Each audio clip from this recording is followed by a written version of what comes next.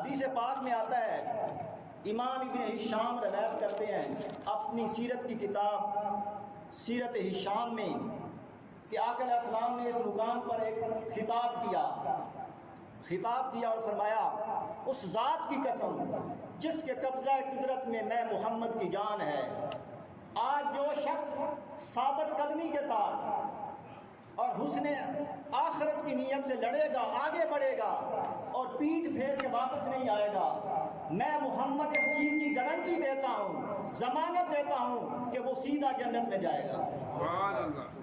جب یہ خطاب سنا، آقا علیہ السلام نے یہ خطاب کیا تو آقا علیہ السلام کے قریب ایک شخص بیٹھا ہوا تھا، کھڑا تھا، قبیلہ بنی سلمہ کا ایک شخص تھا، اس کا نام تھا عمیر بن حمام، اس کا نام تھا، اور وہ کھجوریں کھا رہا تھا۔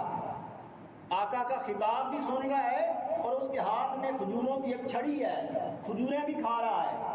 ایسے لوگ بھی تھے جو نئے اسلام میں داخل ہوئے تھے، ابھی آداب نہیں آئے تھے کیونکہ ابھی صحبت یار نہیں ملی تھی، نئے اسلام میں داخل ہوئے تھے۔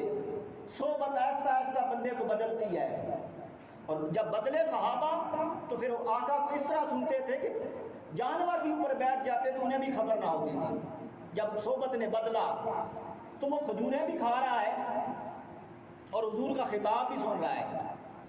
جب اس کے کانوں پر پڑا کہ آقا نے فرمایا کہ آج جو ثابت قدمی کے ساتھ لڑے گا وہ سیدھا جنت میں ابھی سے پہنچ جائے گا، اس نے وہ کھجوریں پھینکی اور چھلانگ لگا کر میدان میں آ گیا۔